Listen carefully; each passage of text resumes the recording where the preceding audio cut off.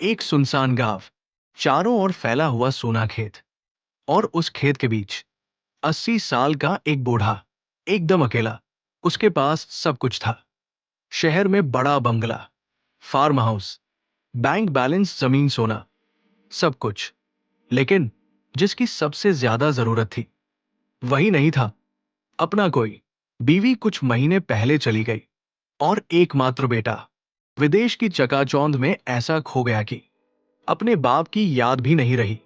बूढ़े के पास अब जीने की कोई वजह नहीं बची थी, और मरने का भी कोई डर नहीं।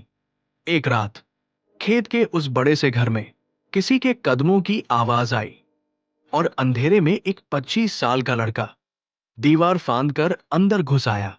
हाथ में लोहे की रॉड, आंखों में डर और भूख का मिला जुला अंधेरा।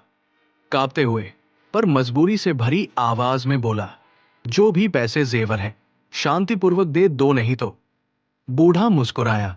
बूढ़ा बिना डरे बोला, बेटा, ले ये रही चाबी, जो चाहो ले जाओ। लेकिन पहले एक बात बताना, ये रास्ता क्यों चुना? लड़के की आंखें भर आई। रोजगार नहीं साहब, पेट भरने के लिए चोरी कर रहा हूं, वरना मैं ऐसा नहीं हूं।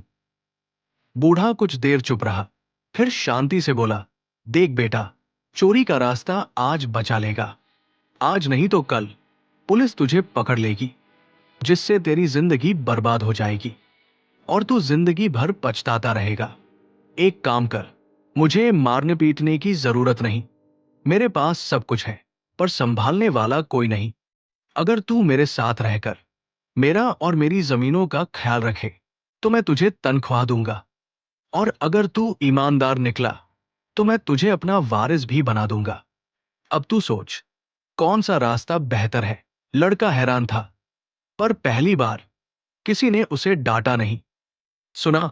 एक पल के लिए चुप, फिर उसने धीरे से कहा, मैं कोशिश करूंगा साहब। उस दिन से वो चोर नहीं रहा, वो बूढ़े का सहारा बन गया।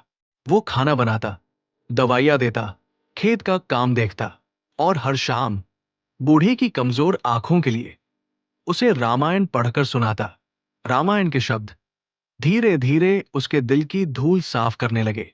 उसकी सोच बदल रही थी, उसका जीवन बदल रहा था। एक दिन लड़का हाथ जोड़कर बोला, साहब, मैं आपका वारिस नहीं बनना चाहता।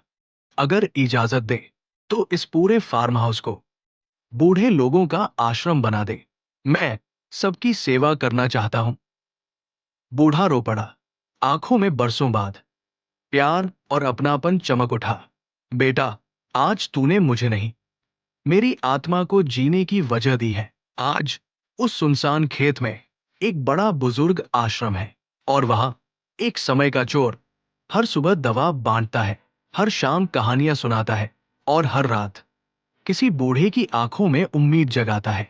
कभी कभी वो बूढ़े के फोटो के सामने खड़ा होकर धीरे से कहता है, रिश्ते खून से नहीं बनते साहब, दिल से बनते हैं। आपने मुझे चोर नहीं, इंसान बना दिया।